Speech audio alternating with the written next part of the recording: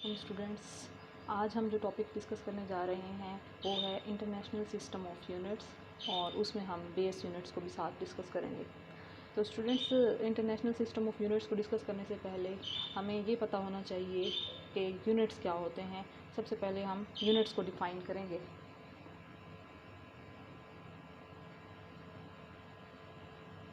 Units, all physical quantities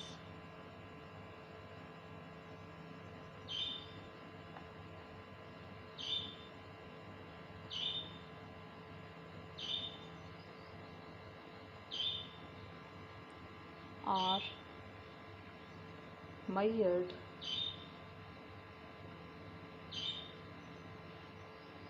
with respect to standard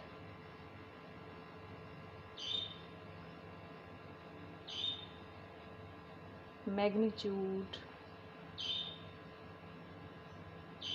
of same physical quantity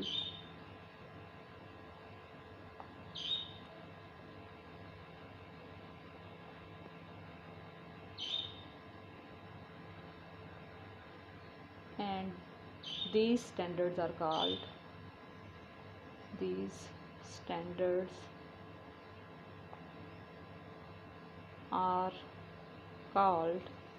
units.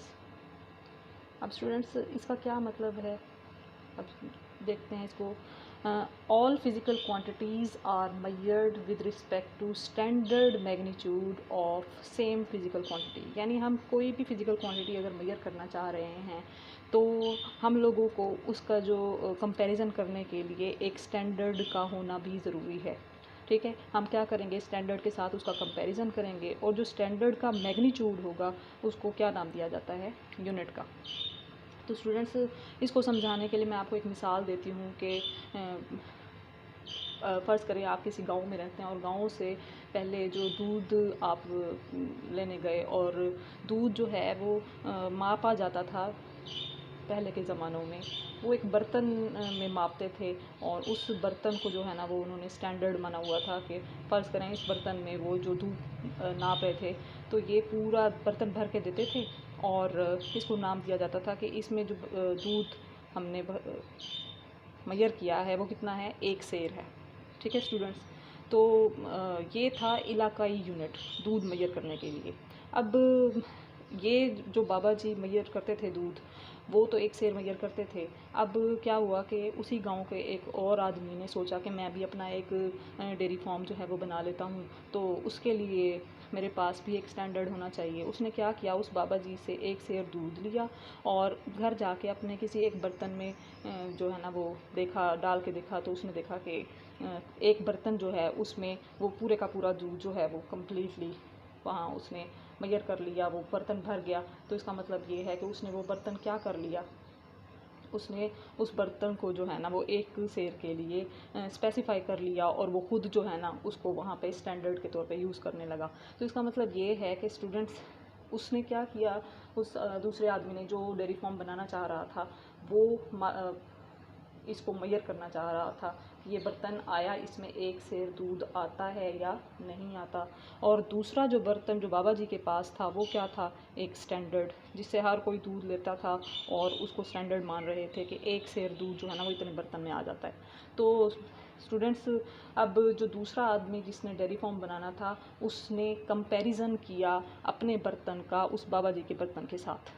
ठीक है students, तो इसका मतलब ये है कि ये कंपैरिजन हुआ और उसने कितना वहाँ पे दूध मेजर किया, 1 सेर। तो फ़र्ज़ कर लें कि जो उसकी जो फिज़िकल क्वांटिटी का स्टैंडर्ड था, स्टैंडर्ड मैग्नीट्यूड, वो 1 सेर था। ठीक है स्टूडेंट्स, ये तो हो गई ना इलाकाई सतह पर बात। अब हम अगर इसको डिस्कस करना चाहें इंटरनेशनली, तो इंटरनेशनली डिस्कस करने के लिए मैं आपको मिसाल देती हूँ कि फ़र्ज़ करें किसी मुल्क के पास एक आयरन का सिलेंडर है, और उनको उसका जो है ना मैस वो पता नहीं है कि इसका मैस कितना है। ये किसका बना हुआ है, आयरन का सिलेंडर है, और इसका जो मैस है वो क्या है, अननोन। तो स्टूडेंट्स, अब वो क्या करेगा, वो इंटरनेशनल जो स्टैंडर्ड है मैथ्स का उसके साथ इसको कंपेयर करेगा। कंपेयर करने के बाद अब जो इंटरनेशनल स्टैंडर्ड ऑफ मैथ्स है वो क्या है, वो प्लाटिनम इरेडियम अलॉय का बना हुआ एक सिलेंडर है और उसका मैस जो है इंटरनेशनली एक्सेप्टेड है कि वो कितना है 1 किलोग्राम। अब जिस कंट्री के पास आयरन का सिलेंडर था उसने क्या करना है, उसने कंपैरिजन करना है उस आयरन सिलेंडर का किसके साथ, उस स्टैंडर्ड प्लाटिनम और इरेडियम के सिलेंडर के से। तो ये स्टैंडर्ड है। अच्छा स्टूडेंट्स, वो कैसे कंपैरिजन करेंगे, एक फ़िज़िकल बैलेंस में फ़र्ज़ करें, वो क्या करेंगे, एक जो पलड़ा है उसमें आयरन का सिलेंडर रख देंगे और दूसरे पलड़े में जो है ना वो किसका सिलेंडर रख देंगे, प्लाटिनम और इरेडियम का। ये सिलेंडर इसमें रख दिया और दूसरे पलड़े में प्लाटिनम इरेडियम का। अब ये था अननोन जो वो मालूम करना चाहता था और ये कौन सा था, स्टैंडर्ड। ठीक है स्टूडेंट्स, तो उसने कंपैरिजन किया, जब दोनों पलड़े बराबर हो गए तो इसका मतलब ये है कि जो स्टैंडर्ड का मैग्नीट्यूड और अननोन का मैग्नीट्यूड वो दोनों बराबर हो गए। तो इसका मतलब ये है स्टूडेंट्स कि जब हम लोग कंपैरिजन करते हैं किसी भी क्वांटिटी को मेजर करने के लिए तो कंपैरिजन के लिए स्टैंडर्ड मैग्नीट्यूड का होना ज़रूरी है। और इंटरनेशनली जो मैथ्स का स्टैंडर्ड है वो स्टैंडर्ड मैग्नीट्यूड वो कितना है, 1 किलोग्राम। तो इसका मतलब है 1 किलोग्राम इंटरनेशनल यूनिट है मैथ्स का। आई होप आप लोगों को यूनिट की डेफिनेशन समझ आ गई होगी। अब उसके बाद हम लोग डिस्कस करेंगे कि सिस्टम इंटरनेशनल या इंटरनेशनल सिस्टम ऑफ यूनिट्स जो है उसकी बुनियाद किस तरह से रखी गई, क्यों रखी गई, ये अब हम डिस्कस करेंगे स्टूडेंट्स। तो उसको डिस्कस करने से पहले ये जो 1960 में कॉन्फ्रेंस हुई थी, तो 1960 से पहले डिफरेंट कंट्रीज़ में डिफरेंट जो सिस्टम ऑफ यूनिट्स थे वो यूज़ किए जा रहे थे। तो हमने सबसे पहले देखना है वो कौन कौन से सिस्टम ऑफ यूनिट्स थे। सिस्टम ऑफ यूनिट्स, और ये सिस्टम ऑफ यूनिट्स जो थे ये 1960 से पहले यूज़ किए जा रहे थे। और ये कौन कौन से थे स्टूडेंट्स, एक था FPS, दूसरा सिस्टम ऑफ यूनिट जो था वो था CGS, और तीसरा सिस्टम ऑफ यूनिट जो था वो था MKS। तो स्टूडेंट्स क्या मतलब है इसका FPS, CGS, MKS। तो स्टूडेंट्स ये 1960 से पहले जो क्वांटिटीज़ मेजर की जाती थी वो सिर्फ लेंथ, मैस और टाइम थी। ठीक है, तो लेंथ के लिए FPS सिस्टम में जो यूनिट यूज़ किया जाता था वो था फुट, मैस के लिए पाउंड और टाइम के लिए सेकंड। CGS सिस्टम में लेंथ के लिए जो यूनिट था वो था सेंटीमीटर और मैस के लिए ग्राम और टाइम के लिए सेकंड। इसी तरह से MKS में जो लेंथ का यूनिट था वो था मीटर और मैस के लिए किलोग्राम और टाइम के लिए फिर से सेकंड्स। ठीक है स्टूडेंट्स, अब आप इसमें नोट करें कि जो तीनों सिस्टम पहले यूज़ किए जा रहे थे 1960 से पहले, उनमें टाइम का जो यूनिट था वो सब के लिए सेम था, वो सेकंड ही था। चेंज क्या हो रहे थे, लेंथ और मैस के यूनिट्स। ठीक है स्टूडेंट्स, अब हम लोग इनमें देखते हैं कि इनका क्या आपस में रिलेशनशिप है। तो 1 मीटर जो है इसमें 100 सेंटीमीटर्स होते हैं और 3.28 फुट होते हैं। इसी तरह से 1 किलोग्राम जो है इसमें 1000 ग्राम्स होते हैं और 2.2 फुट होते हैं। फुट को LB से ज़ाहिर किया जाता है। ठीक है स्टूडेंट्स, अच्छा अब इन सिस्टम ऑफ यूनिट्स जब ये थे तो फिर क्यों ज़रूरत पेश आई इंटरनेशनल सिस्टम ऑफ यूनिट्स की। तो इसको समझाने के लिए मैं आपको ये मिसाल देती हूँ लैंग्वेज की, कि फ़र्ज़ करें आप जिस तरह से हम पाकिस्तान में रहते हैं तो पाकिस्तान में डिफरेंट इलाक़ों में डिफरेंट ज़ुबानें बोली जाती हैं। तो अगर पेशावर में कोई रहता है तो वो पश्तो बोलता है, और अगर कोई पंजाब में रहता है तो वो पंजाबी बोलता है या सराइकी बोलता है। तो अगर पेशावर का कोई बंदा पंजाब में आ जाता है तो उसको पंजाबी और सराइकी तो नहीं आनी, तो फिर वो क्या करेगा? वो इलाकाई ज़ुबान तो नहीं बोलेगा, फिर वो नेशनली जो लैंग्वेज हमारी नेशनल लैंग्वेज है यानी स्टैंडर्ड जो है वो बोलेगा, ताकि आपस में एक दूसरे से बातचीत की जा सके, एक दूसरे से जो भी मामलात हैं वो डिस्कस किए जा सकें। तो वो क्या कौन सी ज़ुबान का इस्तेमाल करेगा? उर्दू ज़ुबान का इस्तेमाल करेगा। ठीक है, ये तो हो गई ना इलाकाई सतह पर बात। और लेकिन अगर हम लोग बात करें इंटरनेशनल सतह पर, बैनुल-अक़वामी सतह पर, तो फिर वो क्या होगा स्टूडेंट्स के, अगर कोई पाकिस्तान से जाता है और किसी दूसरे मुल्क में, तो फ़र्ज़ करें कि वो चाइना में जाता है, तो चाइना में उसको चाइनीज़ लैंग्वेज नहीं बोलना आती, तो वो फिर क्या करेगा? वो किस तरह से कम्युनिकेशन करेगा? वो किस तरह से लोगों से बातचीत करेगा? तो इस चीज़ पे जब सोचा गया तो फिर एक लैंग्वेज जो है उसको इंट्रोड्यूस करवाया गया, और वो कौन सी थी? इंग्लिश लैंग्वेज के उसको इंटरनेशनल स्टैंडर्ड के तौर पे सब लोगों ने मान लिया। और फिर अब जो भी जहाँ जाता है, किसी भी मुल्क से ताल्लुक़ रखता है, तो वो आपस में जो बातचीत करते हैं वो किस लैंग्वेज में बात करते हैं? वो इंग्लिश लैंग्वेज में बात करते हैं। इस तरह से ईज़िली जो है ना वो एक दूसरे की बात को अंडरस्टैंड किया जा सकता है। इवन सिलेबस जो हैं वो क्या हैं इंटरनेशनली, वो इंग्लिश लैंग्वेज में हैं, ताकि हर कंट्री से जो भी स्टूडेंट आते हैं वो उसको अच्छी तरह से पढ़ सकें, समझ सकें। तो ये तो आपको समझाने के लिए मैंने बताया है। अब इसी तरह से ये जो यूनिट्स की केस में जो सिस्टम्स वहाँ पे यूज़ किए जा रहे थे 1960 से पहले, एफपीएस, सीजीएस, एमकेएस, तीनों सिस्टम्स ठीक थे। लेकिन इसमें मसला क्या आ रहा था कि फ़र्ज़ करें एफपीएस सिस्टम जो है ना वो बरतानिया में इस्तेमाल किया जा रहा था, तो उसमें लेंथ का यूनिट जो है ना फुट था और मैथ्स का यूनिट पाउंड था।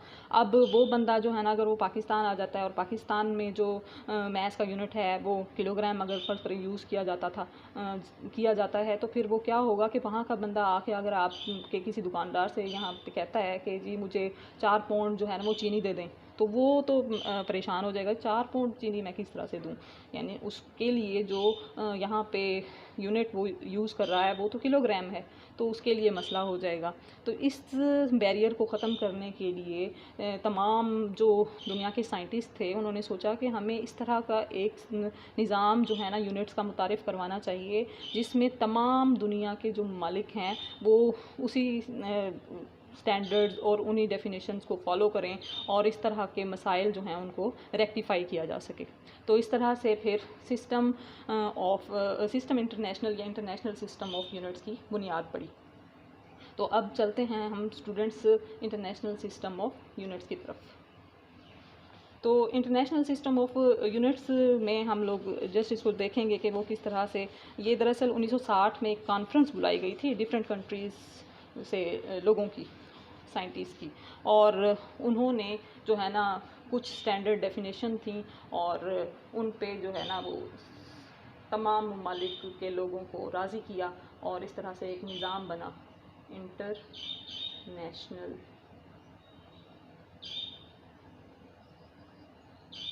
System of units. International system of units क्या था कि इन 1960 an international committee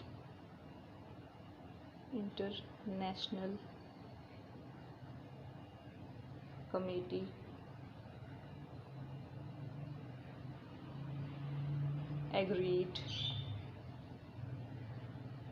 on set of definitions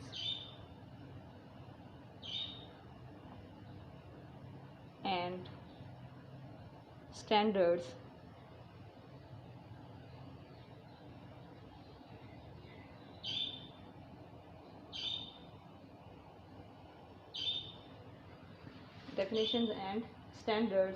to describe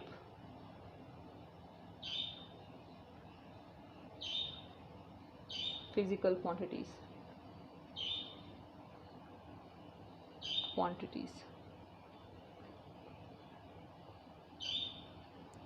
और दिस सिस्टम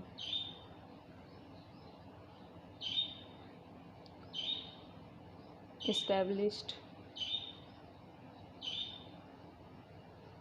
जिसकी बुनियाद रखी गई, is known as system international या SI, सिस्टम इंटरनेशनल, या फिर इसको SI भी बोलते हैं। ठीक है स्टूडेंट्स। अच्छा, अब इसका क्या मतलब है कि कुछ डेफिनेशंस थी, कुछ स्टैंडर्ड्स थे जिन पे तमाम मुल्कों के जो नुमाइंदे हैं उनको राज़ी किया गया, और इस तरह से एक नया निज़ाम जो है यूनिट्स का बना, और उस निज़ाम को क्या नाम दिया गया, सिस्टम इंटरनेशनल का। अच्छा, अब सिस्टम इंटरनेशनल जो है वो हम लोगों के पास, इसको हम देखेंगे कि इसमें कौन कौन से यूनिट्स शामिल हैं। इसमें बेसिकली 3 तरह के यूनिट्स शामिल हैं स्टूडेंट्स। तो वो कौन कौन से हैं? Base units, system international. और इसमें 3 तरह के यूनिट्स शामिल हैं स्टूडेंट्स। कौन कौन से? बेस यूनिट्स,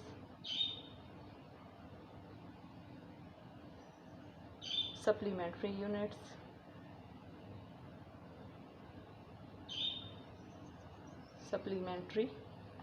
यूनिट्स, और तीसरी किस्म के यूनिट्स कौन से हैं? Derived units.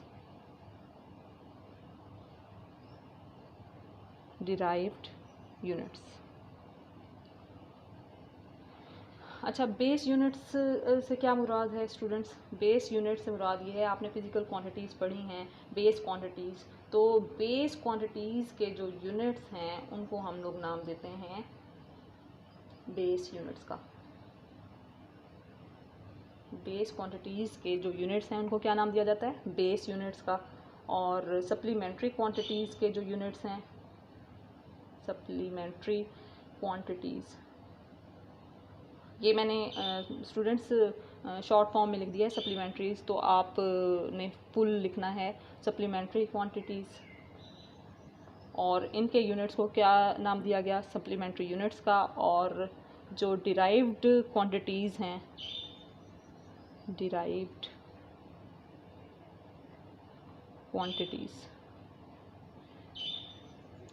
क्वांटिटीज़ के यूनिट्स को क्या कहा जाता है? डिराइव्ड यूनिट्स का। ठीक है। अच्छा, अब स्टूडेंट्स हम लोगों ने पढ़ना है कि बेस यूनिट्स कौन कौन से हैं, उसको हम डिस्कस करेंगे और उनके क्या सिंबल्स हैं। तो आइए अब देखते हैं कि बेस यूनिट्स क्या हैं। ये आप लोगों ने 9th क्लास में स्टूडेंट्स पढ़ा हुआ है। बेस यूनिट्स जो हैं वो कितने होते हैं? 7। सप्लीमेंट्री यूनिट्स कितने होते हैं? 2। और बाकी जितने भी यूनिट्स होते हैं वो सारे के सारे क्या होते हैं? डिराइव्ड यूनिट्स होते हैं। तो बेस यूनिट्स जो हैं हम यहाँ पे अब डिस्कस करेंगे। Base units. अच्छा, बेस यूनिट्स में हम लोगों के पास ये तो हो गई ना बेस क्वांटिटी,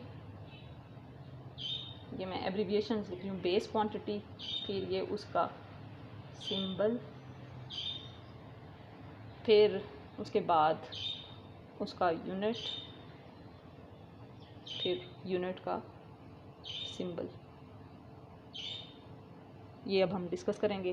तो बेस क्वांटिटी में सबसे पहली जो बेस क्वांटिटी है वो है हमारे पास लेंथ। वो कौन सी है? लेंथ। और लेंथ जो है इसका सिंबल कैपिटल L भी यूज़ किया जाता है और स्मॉल l भी यूज़ किया जाता है, और इसका यूनिट होता है मीटर, जो कि सिस्टम इंटरनेशनल ने मुतारिफ़ करवाया, मीटर, और इसका सिंबल जो है वो स्मॉल m है। इसी तरह से लेंथ के बाद सेकंड हमारे पास जो बेस क्वांटिटी है वो है मैस, और इसको कैपिटल M या फिर स्मॉल m दोनों से ज़ाहिर किया जा सकता है, और इसका यूनिट जो है वो क्या है? किलोग्राम।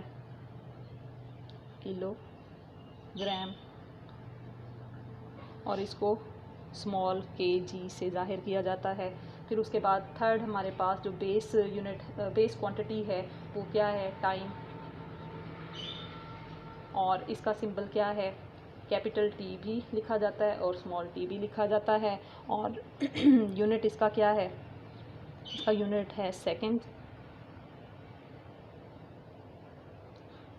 और इसको S या फिर SEC से भी ज़ाहिर किया जाता है।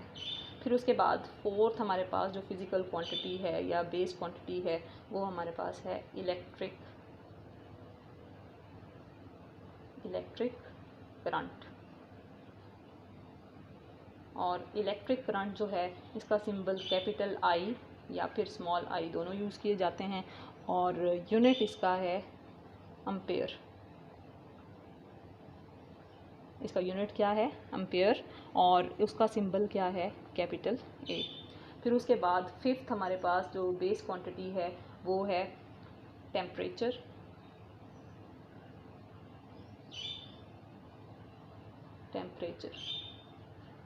और इसको कैपिटल T से ज़ाहिर किया जाता है और इसका यूनिट है केल्विन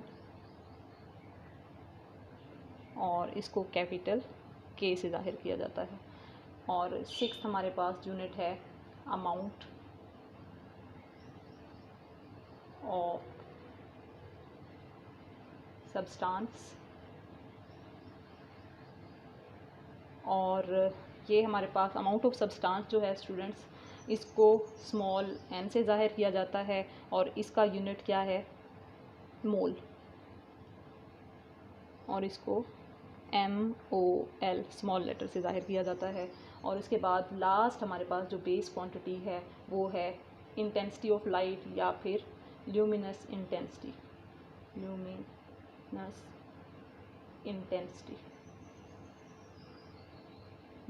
इंटेंसिटी।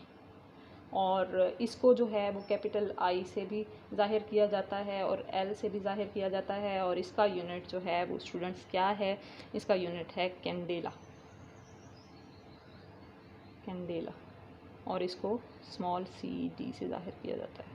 तो स्टूडेंट्स ये हैं बेस क्वांटिटीज़ और उनके जो यूनिट्स हैं, बेस यूनिट्स जो इंटरनेशनली एक्सेप्टेड हैं। और स्टूडेंट्स अब इसमें ना ये तो आपने पहले पढ़ा हुआ है, लेकिन कुछ चीज़ें जिस पे स्टूडेंट्स फोकस नहीं करते वो क्या हैं? एक चीज़ तो ये है स्टूडेंट्स के यहाँ पे मैंने इलेक्ट्रिक करंट का यूनिट बताया है, एम्पेयर है। और एम्पेयर जो है ये एक साइंटिस्ट के नाम पर रखा गया था ये यूनिट। तो इस वजह से जब भी आप साइंटिस्ट का नाम का यूनिट लिखते हैं तो उसको आप स्पेलिंग से जब लिखते हैं तो स्मॉल लेटर से स्टार्ट करेंगे, लेकिन उसका सिंबल क्या करेंगे? कैपिटल लेटर यूज़ करेंगे। और इसी तरह से टेम्परेचर का यूनिट जो है वो केल्विन है और केल्विन जो है वो भी एक साइंटिस्ट के नाम पे रखा गया है। तो केल्विन में देखें मैंने K जो है वो स्मॉल लिखा है, लेकिन जब इसका सिंबल मैंने इस्तेमाल किया है तो वो कैपिटल K यूज़ किया है। तो स्टूडेंट्स इन बातों को आपने ध्यान में रखना है। अक्सर स्टूडेंट्स जो है ना वो यहाँ पे गलती करते हैं। अब मैं आपसे यहाँ से पूछती हूँ कि जो हमारे पास बेस यूनिट्स हैं वो कौन कौन से हैं। तो आप लोगों ने क्या करना है, इसमें बताना है कि बेस यूनिट्स हमारे पास एक तो हैं स्टूडेंट्स क्या करते हैं? Length, mass, time, electric current, temperature. ये बेस यूनिट्स नहीं हैं स्टूडेंट्स, ये बेस क्वांटिटीज़ हैं। बेस यूनिट्स हैं metre, kilogram, second, ampere, kelvin, mole, candela. ठीक है स्टूडेंट्स। अब हम लोगों ने जो कुछ डेफिनेशंस हैं जो बेस क्वांटिटीज़ की हैं वो हम लोगों ने यहाँ पे चंद एक डेफिनेशंस हैं। आप लोगों की जो टेक्स्ट बुक है फ़िज़िक्स की उसमें उसके एंड में बिल्कुल जो है ना ये डेफिनेशंस दी गई हैं। उसमें से जो 3 डेफिनेशंस हैं इंपॉर्टेंट वो आप लोगों को मैं अभी करवा देती हूँ ताकि आप लोगों को थोड़ी सी नो हाउ हो सके। उसके अलावा बाकी आप डेफिनेशंस देखना चाहते हैं तो आप बुक के एंड वाले पेज पे टेक्स्ट बुक में देख सकते हैं। तो अभी हम चलते हैं इसकी तरफ। अब स्टूडेंट्स हम मीटर को डिस्कस करेंगे। The distance travelled by light in vacuum during a time of 1 divided by 299792458 seconds. यानी ये वो डिस्टेंस है जो लाइट ट्रेवल करती है और 1 divide by speed of light times जो ट्रैवल करती है, जितना डिस्टेंस ट्रैवल करेगी वो कितना होगा? 1 मीटर। उसके बाद किलोग्राम, मैस ऑफ प्लाटिनम 90% और इरिडियम 10%। इनका एक एलॉय बनाया गया और उसका जो सिलेंडर है वो रखा हुआ है International Bureau of Weights and Measures France में। तो उसका डायामीटर कितना है 3.9 सेंटीमीटर और हाइट कितनी है 3.9 सेंटीमीटर। तो स्टूडेंट्स उसका मैथ जो है वो कितना है किलोग्राम। और उसके बाद सेकंड की डेफिनेशन क्या है, the duration in which the outer most electron of caesium 133 atom के सीजियम 133 एटम का जो आउटर मोस्ट इलेक्ट्रॉन है वो इतनी जब वाइब्रेशंस जितने ड्यूरेशन में कंप्लीट करता है वो ड्यूरेशन क्या कहलाता है 1 सेकेंड। तो स्टूडेंट्स ये था आज का लेक्चर। इंशाल्लाह अब मुलाकात होगी नेक्स्ट लेक्चर में, तब तक के लिए अल्लाह हाफ़िज़।